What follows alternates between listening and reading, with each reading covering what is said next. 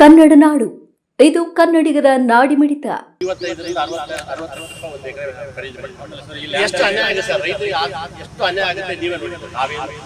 ಇದರಲ್ಲಿ ಏನು ಕಳೆದ ಸಚಿವ ಸಂಪುಟದಲ್ಲಿ ರಾಜ್ಯ ಸರ್ಕಾರ ಜಿಂದಾಲ್ ಸಂಸ್ಥೆಗೆ ಬಹಳ ಕಡಿಮೆ ಮೊತ್ತಕ್ಕೆ ಏನು 3667 ಎಕರೆನ ಕ್ರಯಕ್ಕೆ ಮಾಡಿಕೊಡ್ಬೇಕಂತೇಳಿ ತೀರ್ಮಾನ ಮಾಡಿತ್ತು. ಅದನ್ನು ಪ್ರಶ್ನಿಸಿ ನಾವು ಈಗಾಗಲೇ ಮಾನ್ಯ ಉಚ್ಚ ನ್ಯಾಯಾಲಯ ಧಾರವಾಡದಲ್ಲಿ ನಾವು ಕೇಸನ್ನು ದಾಖಲು ಮಾಡಿದ್ದೇವೆ. ಕೇಸನ್ನ ಡಿಸೆಂಬರ್ 19ನೇ ತಾರೀಕು 2024ರಲ್ಲಿ ರಿಟ್ ಪಿಟಿಷನ್ ದಾಖಲಾಗಿದೆ. ಅದಾದ ನಂತರ ಕೂಡ ಸರ್ಕಾರ ಈ ಒಂದು ರಿಟ್ ಪಿಟಿಷನ್ ಬಗ್ಗೆ ಸರ್ಕಾರಕ್ಕೆ ಎಲ್ಲ ಮಾಹಿತಿ ಇದ್ದರೂ ಕೂಡ ಕಂದಾಯ ಇಲಾಖೆ ಮತ್ತು ಜಿಲ್ಲಾಡಳಿತ ಸೇರಿಬಿಟ್ಟು ಈಗ ಮೊನ್ನೆ ಮಾರ್ಚ್ 6ನೇ ತಾರೀಕು ಮತ್ತು 9ನೇ ತಾರೀಕು ಮತ್ತು 18ನೇ ತಾರೀಕಲ್ಲಿ ಆ ಜಮೀನನ್ನು ಏನಿತ್ತು 3667 ಎಕರೆ ಏನು ಜಮೀನಿತ್ತು ಅದನ್ನು ಜಿಂದಾಲ್ ಸಂಸ್ಥೆಗೆ ಕ್ರಯ ಮಾಡಿಕೊಟ್ಟಿದ್ದಾರೆ. ಇದನ್ನು ನಾವು ಪ್ರಶ್ನಿಸಿ ಇವತ್ತು ಮಾನ್ಯ ಜಿಲ್ಲಾಧಿಕಾರಿಯವರಿಗೆ ಮನವಿಯನ್ನು ಮಾಡಿದ್ದೇವೆ. ನಮಗೆ ಈ ವಿಚಾರದಲ್ಲಿ ಭಾಳಷ್ಟು ಅನ್ಯಾಯ ಮಾಡ್ತಾ ಇದೆ ರಾಜ್ಯ ಸರ್ಕಾರ. ಎಲ್ಲ ವಿಚಾರ ಗೊತ್ತಿದ್ದು ಕೂಡ ನೀನು ಅತ್ತಂಗೆ ಮಾಡು ನಾನು ಸತ್ತಂಗೆ ಮಾಡ್ತೀನಿ ಅನ್ನೋ ರೀತಿಯಲ್ಲಿ ಜಿಂದಾಲ್ ಕಂಪನಿಯವರ ಒತ್ತಡಕ್ಕೆ ಮಣಿದು ಈ ಒಂದು ಜಮೀನನ್ನು ಪರಬರೆ ಮಾಡ್ತಾ ಇದ್ದಾರೆ. ಇದು ಸಂಪೂರ್ಣ ಕಾನೂನು ಇಲ್ಲಿ ಉಲ್ಲಂಘನೆಯಾಗಿದೆ. ಇದ್ರ ಬಗ್ಗೆ ನಾವು ಇಷ್ಟೇ ಆಗ್ರಹ ಮಾಡೋದಿಷ್ಟೇ, ಈ ಒಂದು ಕಡಿಮೆ ಮೊತ್ತಕ್ಕೆ ಏನು ಜಮೀನು ಕೊಟ್ಟಿದೆಯಲ್ಲ ಸರ್ಕಾರ, ಆ ಒಂದು ಜಮೀನನ್ನು ಫಸ್ಟ್ ವಾಪಸ್ ಪಡಿಬೇಕು.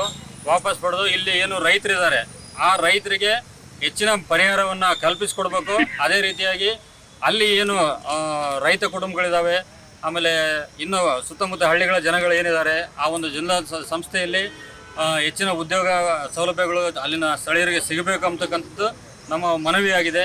ನಮ್ಮ ಮನವಿಯನ್ನು ಸರ್ಕಾರ ಒಪ್ಕೊಂಡ್ಬಿಟ್ಟು ನಮಗೆ ಒಂದು ನ್ಯಾಯ ಕೊಡಿಸ್ತದೆ ಅಂತಕ್ಕಂಥ ಭರವಸೆಯನ್ನು ನಾವು ಇನ್ನೂ ಕೂಡ ಇಟ್ಕೊಂಡಿದ್ದೀವಿ.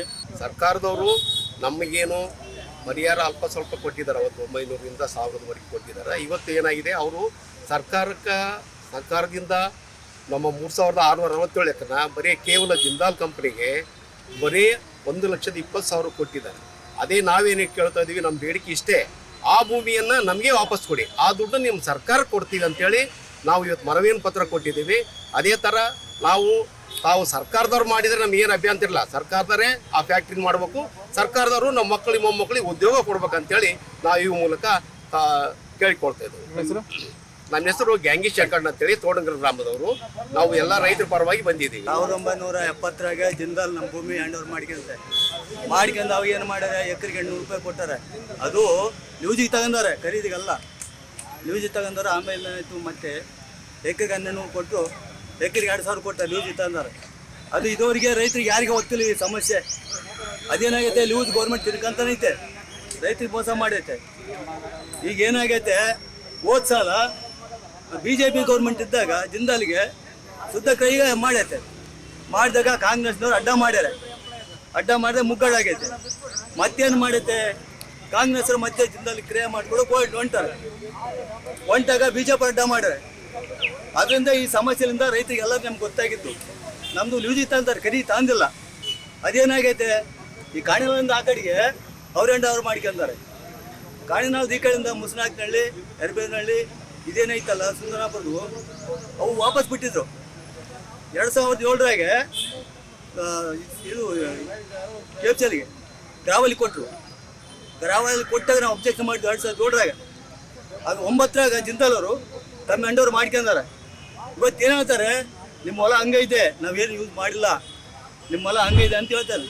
ಅವ್ರಿಗೆಲ್ಲ ಫ್ಯಾಕ್ಟ್ರಿ ತುಂಬಿಟ್ಟಾವೆ, ಏನು ಸಮಸ್ಯೆ ಬರೆಯವಲ್ಲ, ಎಲ್ಲ ಸುಳ್ಳು ತಾಗಿದ್ದು, ಎಲ್ಲ ಮೋಸ.